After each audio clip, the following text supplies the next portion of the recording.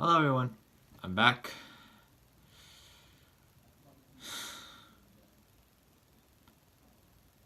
They did it. They finally did it.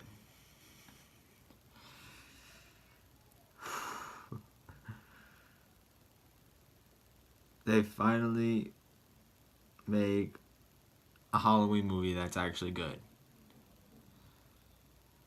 Like, I mean, when it first came out, like when the movie came out, it was actually good. Critics loved it, fans loved it, and I love it as well. So, welcome back to the channel. You think I didn't break the promise, didn't you? You think I was just gonna slack out again? But not, I'm here again. Today we're gonna review what I believe is the most anticipated horror movie. Well, the one horror movie that I am most anticipated and excited about. And that is the 2018 sequel, the 11th installment of the Halloween franchise, called Halloween. You gotta come up with a better title? Just Halloween?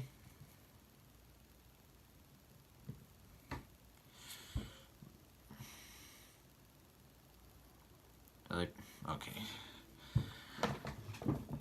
I got the title small stick.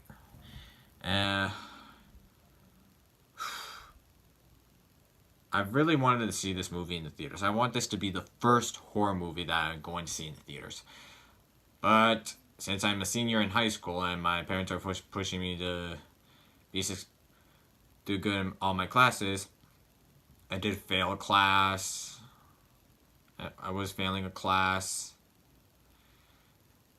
And my parents didn't let me go to the movies to go see it with two of my friends, and I ended up letting them down, and I ended up making myself feel like an idiot.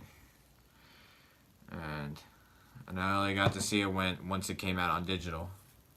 Well, the film just came out on digital. It will come out on Blu-ray in January, but recently the film just came out on digital, so you could probably get it on iTunes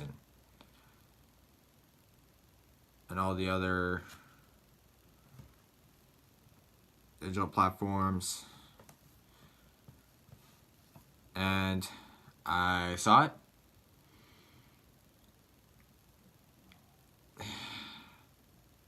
I cannot believe it.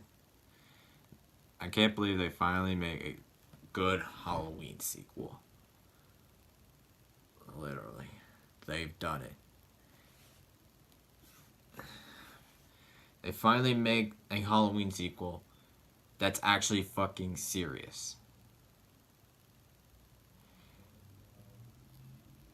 They don't want... It's not more about the Friday the 13th style gore or the cheap jump scares. The only thing they're more focused about is what made the original special, is what they need to do to make this new sequel good. And they done it. They've done something that the sequels haven't done.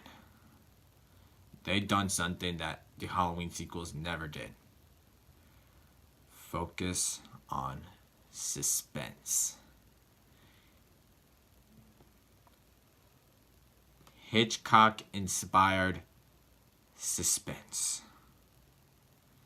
And they've done it. Danny McBride, David Gordon Green. They've done it.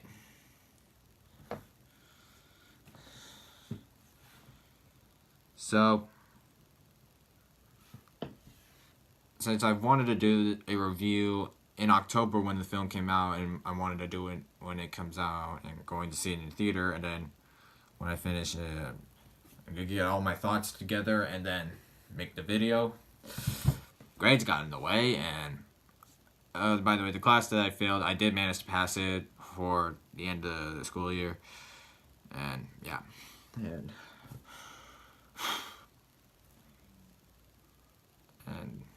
yeah, I just want to get started on the review. And what I thinking on my mind that this film could be a result of something new for the slasher genre. First, let's get started. Let's get started on the story. The story takes place 40 years after the first film, completely ignoring all the sequels, starting with Halloween 2 and starting with Halloween 2. I know when that news came out, I was like, no, not Halloween 2. Anything but Halloween 2. Sure, when the film came out, critics don't even like it, and even Rotten Tomatoes don't even like it. But the fans do. I do. And I also think H2O is also a decent, good sequel. And I still think the Rob Zombie movies are garbage. Resurrection is garbage. 4 and 5 and 6 are garbage.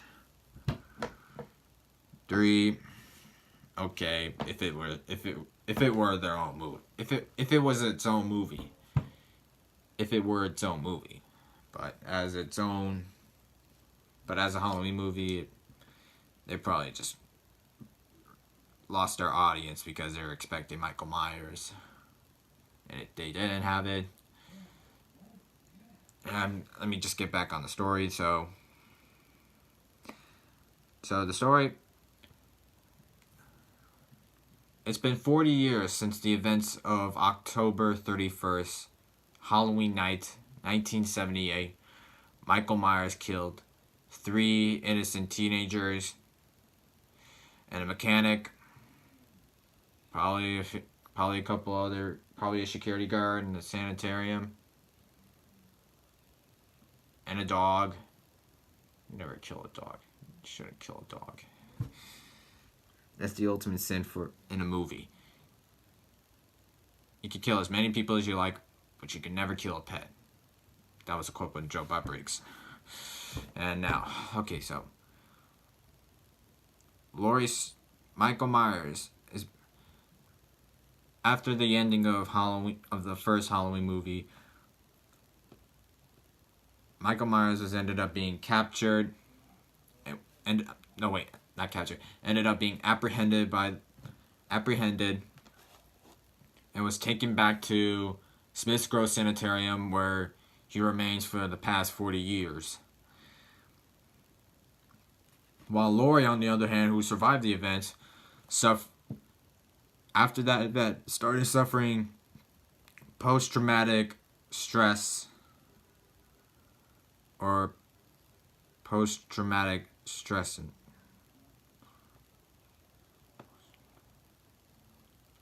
or PTSD.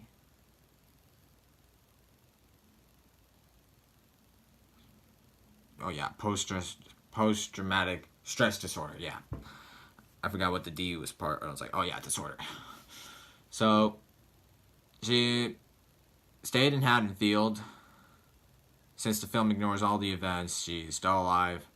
And since the film takes place after the first film, Michael and Laurie are not brother and sister. They're just two complete... Laurie was just a victim that got away and want to get its revenge. Michael wants its revenge, and Laurie wants her revenge. So, for the rest of her life, she's been preparing for the day Then Michael breaks out, and she's moved to a house in the middle of the woods, the highest level of security, with like a bunch of mannequins in her backyard as targets for target practice, since she's like owns a bunch of guns, but not like semi-automatic rifles, or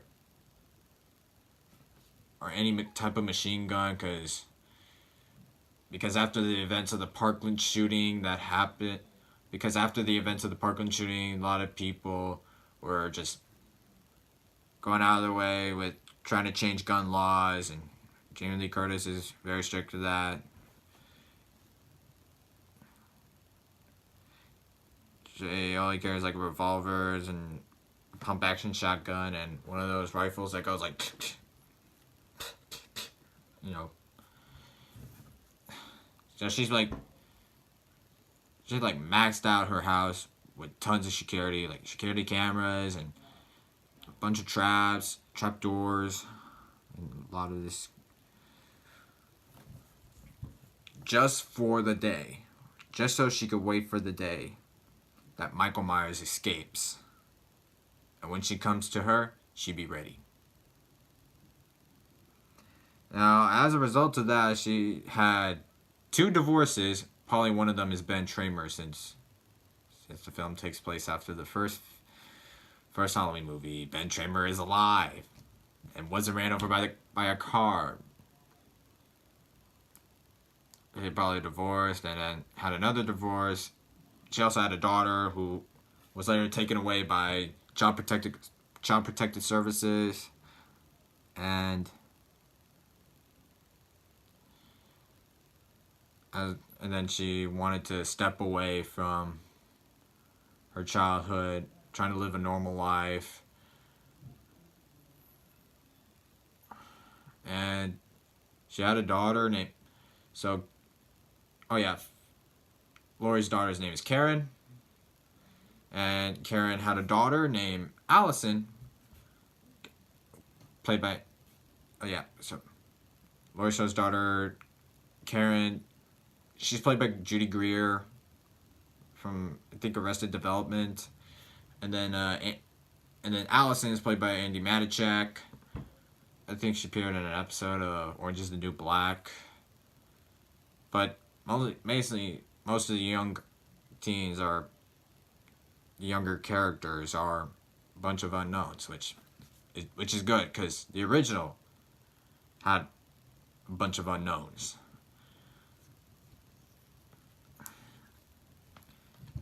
And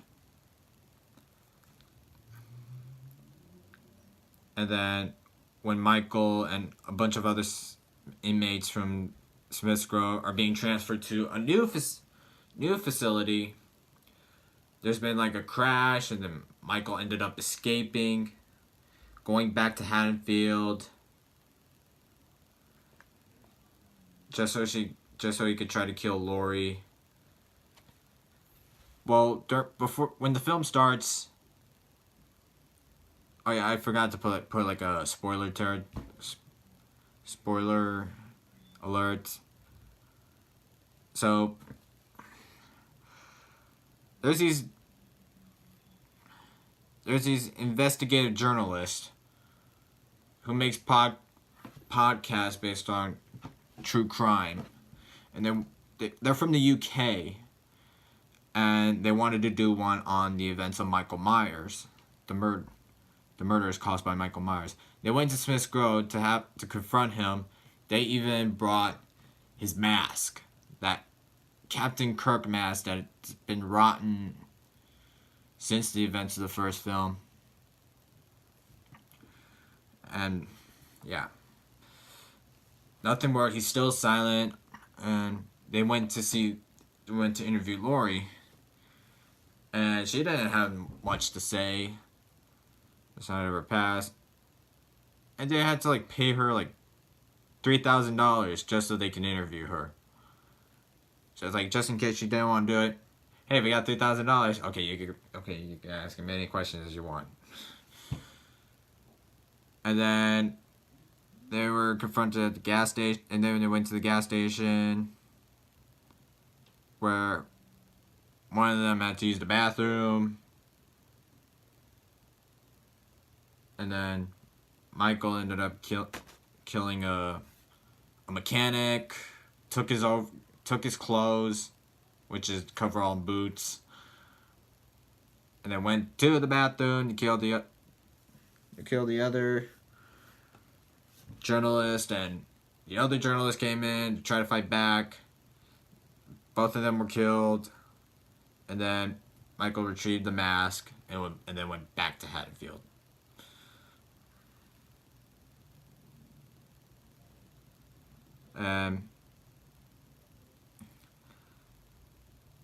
Since Karen was taken away and is trying to step away from her past, they started not to believe in her, saying her family just don't want to believe in her, telling, listen, he's locked up.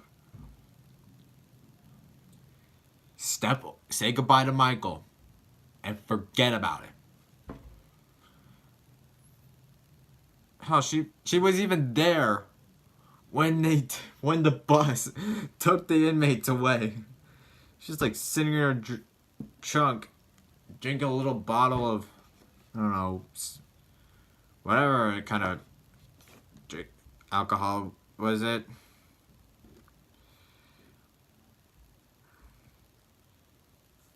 And so Michael escapes. She retrieves a knife from Mrs. Elrod from Halloween. This is a completely different Mrs. Elrod, but coincidentally was dressed like Mrs. Elrod from Halloween 2. And then they killed her with a hammer time, and then took her knife, and then went to some other women's house, and then killed her, and then went to one of Allison's friends, and killed 2 of her friends. One of them was babysitting, while Allison and her boyfriend went to a Halloween dance. They dressed up as Bonnie and Clyde, but switched the roles.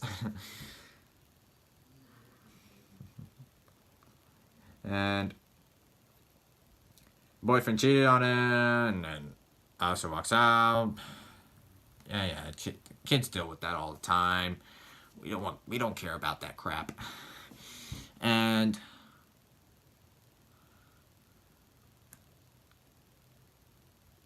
then they're finally realizing that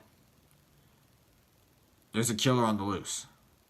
A man who already murdered 5 people on Halloween in 1978. And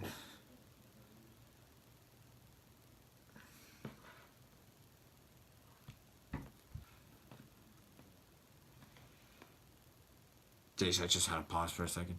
They just had to like tell people to get in their homes, lock everything up. They even had to cancel the dance. Like telling everyone to go home. Lock your doors. Because there is a killer on the run. Riders on the storm. There's a killer on the run. I just wasted time singing a song for the Doors. So the Strodes were Karen and husband and then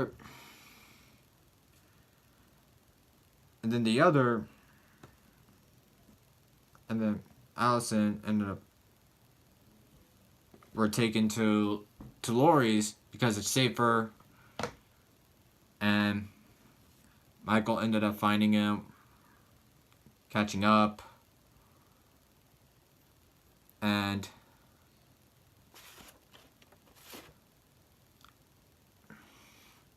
they managed to lock him up in the basement set off the gas, set off fire, so he could be dead for good. And drove off. They drove off in the night, and that was it. That was Halloween. The story, even though it has a simple, straightforward plot, it still takes itself seriously, which by trying to be like the original. Trying to focus on suspense.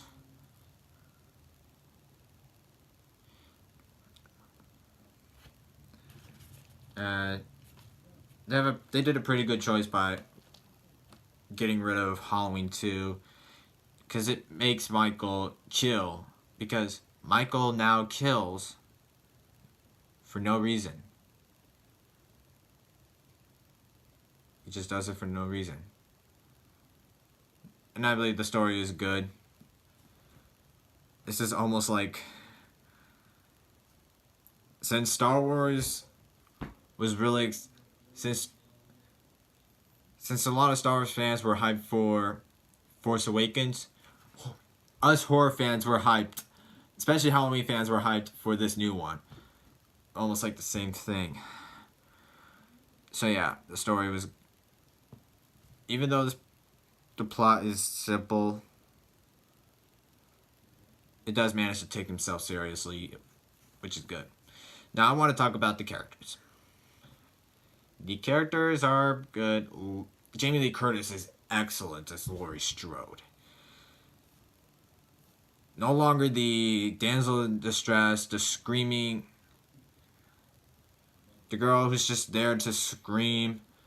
Now, since with the rise of the SJWs, I feel like there's gonna be some SJWs. I'm gonna find this video and probably rant about it, and I might end up deleting their comments. But with the rise of strong women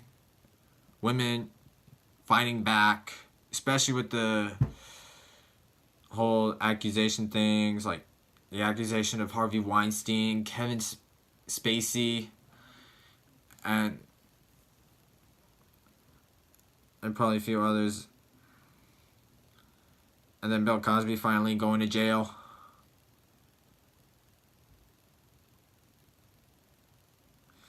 Yeah, they made Laurie a real strong character.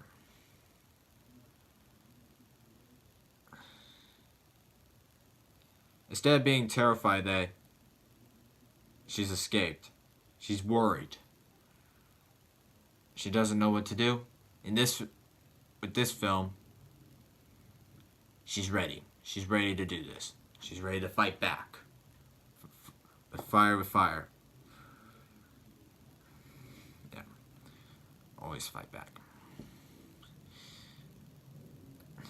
I like what they did with Laurie in H2O, where she's still dramatized, but like at the end she's stood up and fighting back.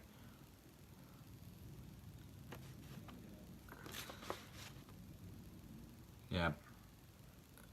I don't want to talk about her resurrection because she was just killed. She was killed off way into the beginning of the movie.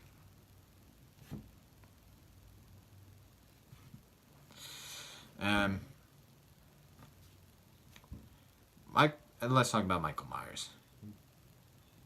James Jude Courtney, as well as like a few appearances of the original Michael Myers actor, Nick Castle, reprising his role as Michael Myers in a few scenes.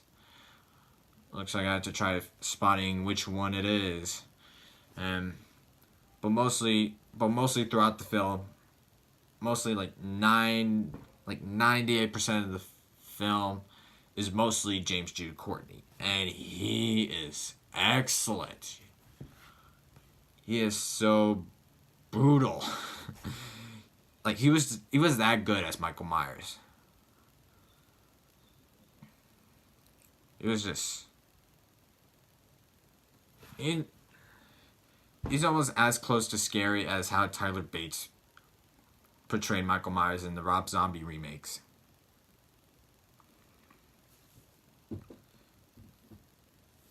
He didn't manage to make him that scary to the new generation today, the new millennium. I don't want it. And Andy Matichak, Judy Greer, as well as Will Patton as Sheriff Hawkins. They were also good in their respective roles.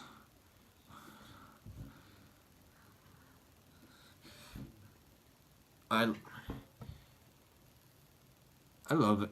I love the characters, even though I love most of the main character. I love the main characters as well as the potential, as well as Alex's friends, aka the victims, and yeah, the characters are good.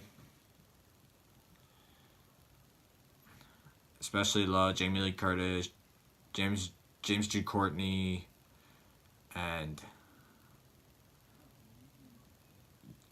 Judy Greer, Andy Matichak, Will Patton. They done a good job. They did a really good job. And let's talk about Danny McBride and David Gordon Green. It was announced that Danny McBride, who is only known for comedies, he's mainly known for comedies, is attached as a writer. People were like, should we take him seriously? Hell, look what. Hey, since the film was produced by Blumhouse, and one of the movies, Get Out, was made by, and their director was only known for doing comedies, and he made an excellent movie that managed to get Jordan Peele an Academy Award for Best Original Screenplay. And he was one of the co-writers. There's also Jeff Bradley and Danny McBride, who's a co-writer and the director for this installment. And Danny McBride, he's only known for doing dramas, and he directed like Pineapple Express and Highness and probably a couple others that I forgot about. But he did a really good job with this film. They both did a really good job. They did manage to make a Halloween film to make a Halloween film. They did a good job trying to making a Halloween movie today. And they did it. They did it without the film being extremely dated. Yeah. And now the violence, there are some there's like a couple of brutal kills, and some of them are homages to other kills, like the knife being pinned to the wall, which is like one of my favorite kills in the Halloween franchise. I was like always wanted to know how they done that, but it's like just easy. Just get one of those retractable blades, like pin them against it, and then cut, and then put them on a box, and like maybe like stick them. Have him wear a shirt with a knife in it, and then release it, make it look like he's dead. And then there's like have a shot of him like holding on to something, and then have its feet dangling. Yeah, that was like my favorite kill in the Halloween franchise. And they did pay homages. Speaking of paying homages, there are a lot of Easter eggs and little nods to the other films in the series, even though they're no longer canon. Like there's like 3 kids wearing the mask from Halloween 3, the one that doesn't have Michael Myers. And like what I mentioned earlier, Mrs. Alrod and the bathroom scene legit reminds me of H2O. And what else? Yeah, the knife pinning into the wall. Yeah. I've liked that they paid tribute to Donald Pleasance. And they even hired a voice actor sound alike. And like the journalists are playing through like an audio from like a court case on Michael Myers, and that voice actor legit sounded like Donald Pleasance. It's almost like we're hearing new dialogue from Donald Pleasance that was never used in the other movies. Like, it legit sounded like him.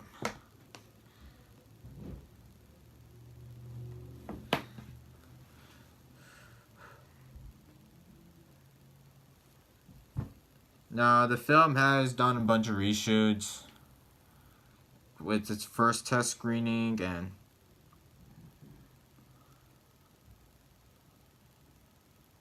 and since the test audience thought the ending sucks, and they reshot it, and gave us the ending that we saw today. And I'm very interested to see what the other ending was. I would love to see the new ending of the franchise, of this new movie. So yeah. There are some of the kills that are really good, really creative. I like the homages. You know what I forgot to talk about? The score. The soundtrack. By John Carpenter.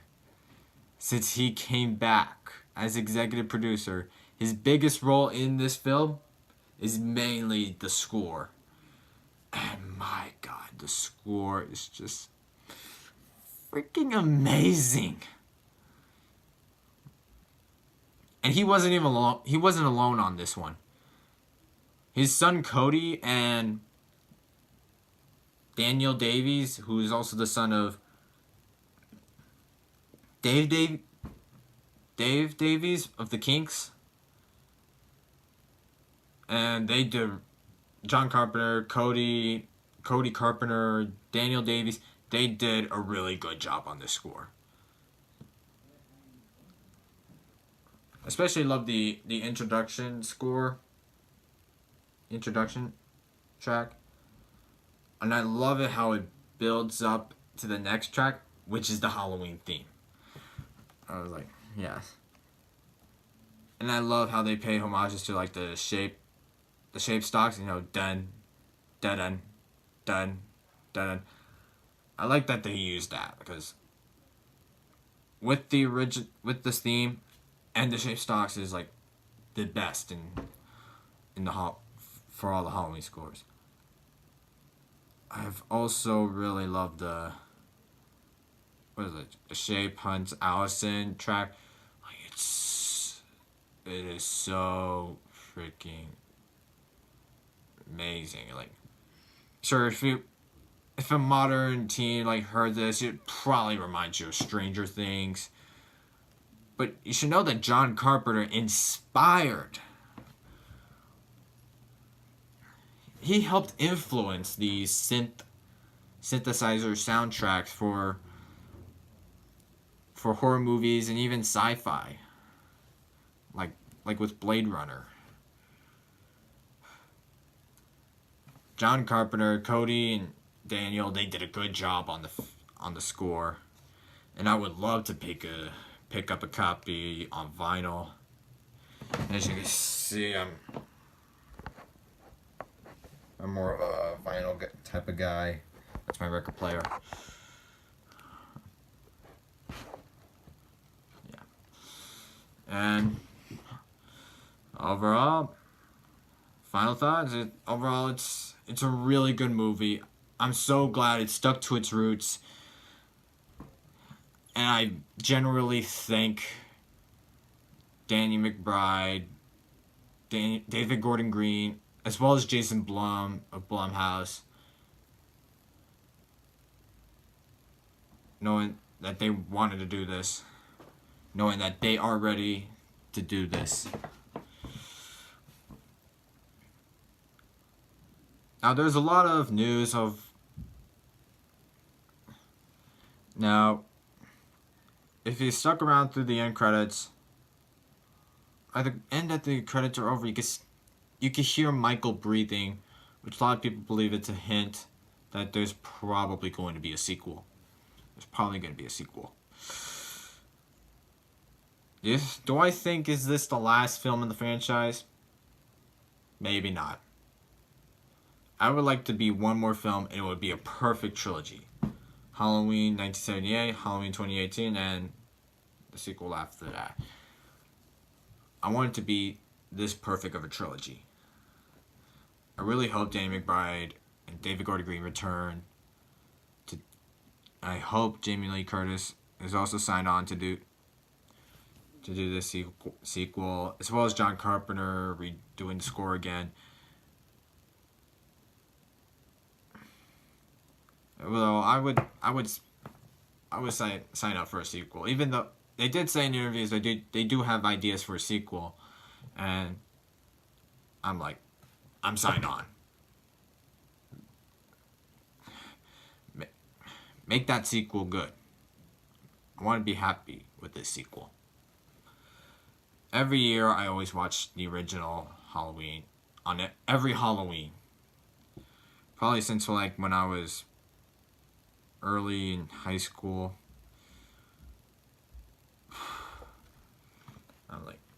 Was really excited to watch the... I always like to watch the original and Halloween 2. But now I feel like I want to get rid of...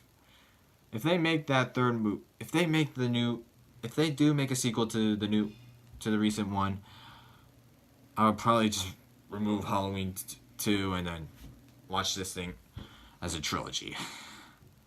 Like a nice, perfect trilogy.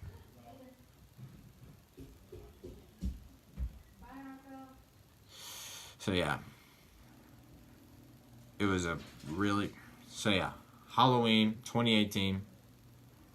I really recommend you guys watching this. Even around the Halloween time. If you're planning to watch the original, I'm probably recommending watching Halloween 2 or maybe the 2018 sequel. So yeah. I just love this sequel.